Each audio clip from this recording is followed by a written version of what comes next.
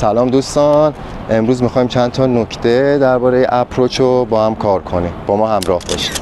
خب دوستان، فرق ضربه‌ای که بین اپروچ و انتهای زمین میزنیم، توی ضرباتی که بیسلاین ته بیسلاین هستیم، ما صفحه راکتمون کاملا به حالت اسپین از پایین کشیده میشه میاد رو به جلو.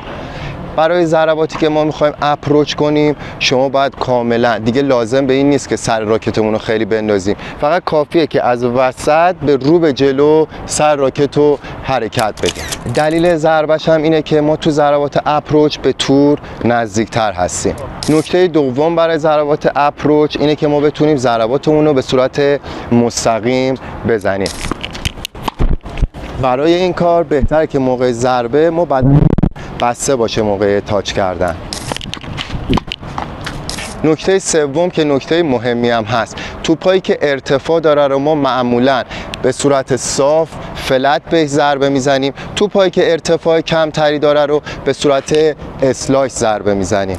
و اما یادمون نره توی این حرکت ما باید سعی کنیم تو ارتفاع توپو برای حریفمون پایین نگه داریم که ما بتونیم خودمون یه والی خیلی راحتی رو ضربه بزنیم. و در تمام این نکاتی که گفته شد، انتقال وزن یکی از نکته‌های مهمه در این ضربه.